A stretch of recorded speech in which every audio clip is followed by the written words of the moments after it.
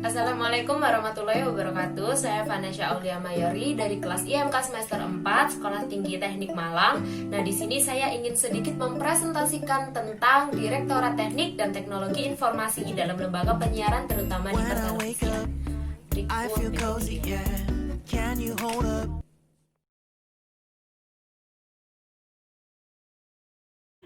Direktorat Teknik dan Teknik Informatika dibagi menjadi 5 aspek. Yang pertama, Departemen Penyiaran On Air, Departemen Studio dan Siaran Luar, Departemen Fasilitas Teknik, Departemen Transmisi, dan juga Departemen IT.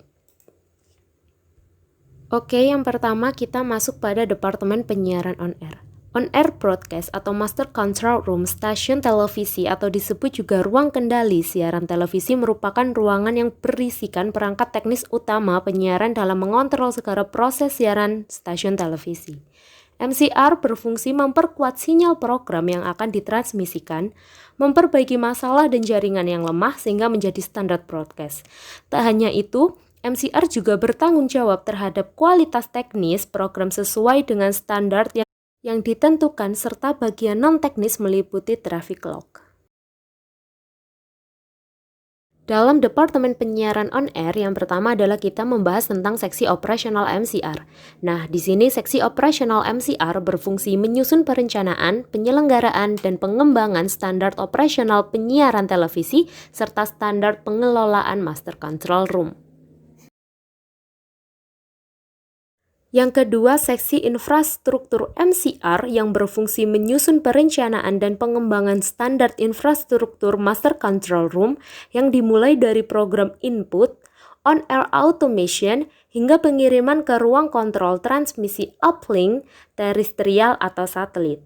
Ada beberapa tugas pokok. Yang pertama, instalasi kesiapan peralatan playout, instalasi software on-air automation, instalasi master switcher, video switcher, instalasi frame synchronizer, instalasi waveform, instalasi CG, instalasi digital video effect, instalasi audio mixer, instalasi monitor preview, dan instalasi koneksi master control room. Oke, selanjutnya Departemen Studio dan Siaran Luar. Departemen Studio dan Siaran Luar merupakan modal utama industri televisi sebagai sarana dan prasarana dalam memproduksi in-house program, pendukung operasional siaran langsung maupun recording yang dilakukan studio ataupun di luar studio. Nah, dalam Departemen Studio dan Siaran Luar ada 2 seksi.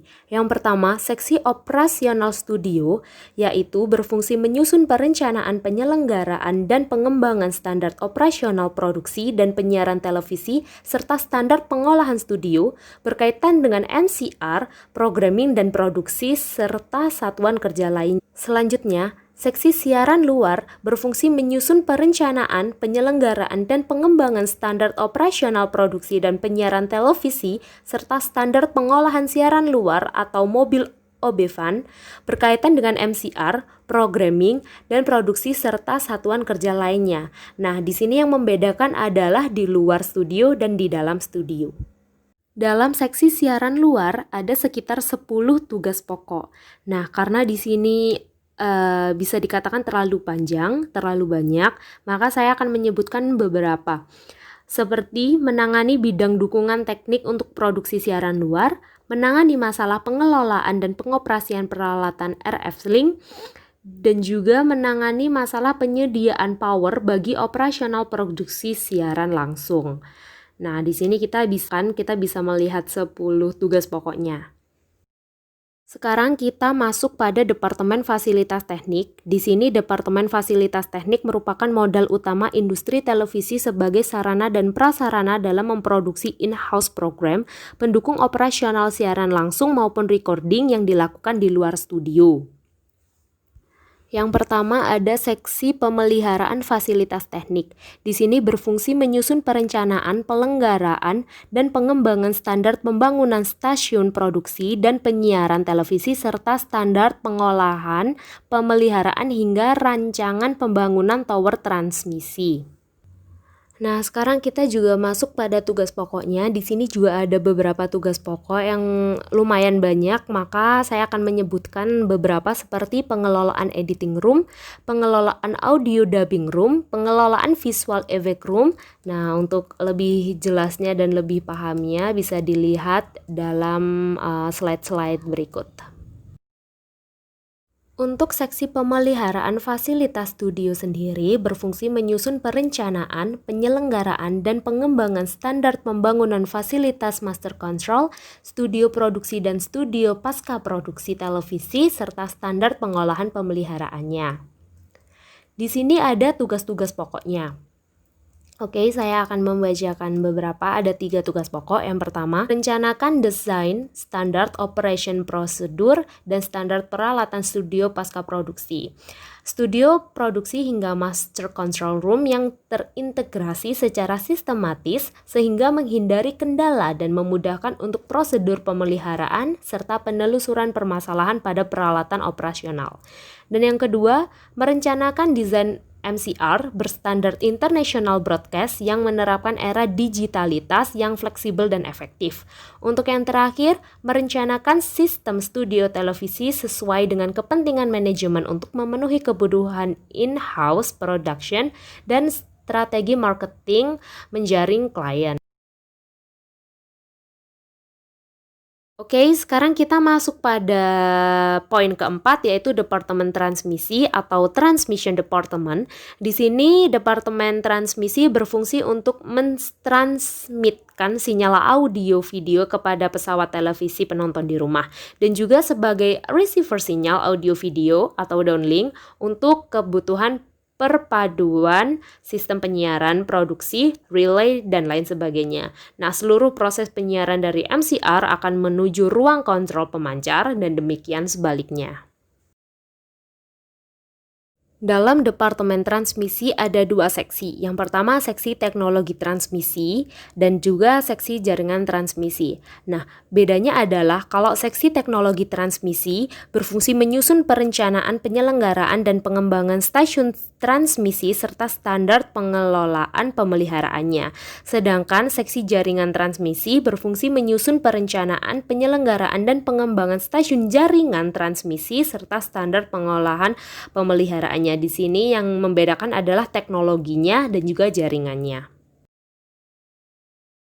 Untuk tugas pokok dari seksi teknologi transmisi sendiri adalah yang pertama menangani bidang perencanaan, pelaksanaan, kontrol kelancaran operasional dan pengembangan stasiun transmisi seluruh Indonesia, menangani pengelolaan dan operasional stasiun transmisi, menangani bidang administrasi yang terkait dengan operasional stasiun transmisi seluruh Indonesia berhubungan dengan frekuensi, daya pancar transmitter, gelombang pemancar, coverage area pemancar stasiun televisi, perizinan alokasi frekuensi dengan DPR RI, KPI, Kementerian Kominfo, dan lain-lain. Nah, yang terakhir, menangani peralihan transmisi analog ke digital. Nah, dan di siaran simulcast sesuai dengan peraturan Menteri Komunikasi dan Informatika nomor 32 tahun 2013 tentang penyelenggaraan penyiaran televisi secara digital dan penyiaran multiplexing melalui sistem terestrial. Sedangkan tugas pokok dari seksi jaringan transmisi adalah mendesain dan menentukan lokasi pemancar, biasanya relatif lebih dekat atau lebih jauh dari studio, jumlah lokasi pemancar berdasarkan master plan dan strategi bisnis, jarak antara pemancar, serta menyesuaikan dengan kondisi geografis. Nah, sifat pengoperasian masing-masing pemancar yang diinginkan itu biasanya manual atau unattended. Nah, yang terakhir sekarang kita masuk pada Departemen IT. Nah, dalam Departemen IT ini kita memiliki beberapa keunggulan. Yang pertama, dapat meningkatkan integrasi antar proses kreatif dan berbagai aplikasi back office. Nah, back office sendiri adalah aplikasi yang digunakan di dalam kantor yang merupakan aplikasi pendukung bisnis utama. Dalam hal ini bisa kita sebut aplikasi atau sistem televisi broadcast dan juga integrasi dari perencanaan kerja atau program sampai pada penjualan dan pemasaran. Sekian materi yang bisa saya sampaikan. Mohon maaf jika ada beberapa informasi yang kurang lengkap. Kita belajar bareng-bareng di sini. Jadi jika ada informasi-informasi yang yang lebih dan belum saya sampaikan, mohon komen di bawah. Dan juga semoga informasi yang dapat saya sampaikan ini bisa bermanfaat bagi kita semua. Kita belajar bersama ya. Terima kasih sudah menonton.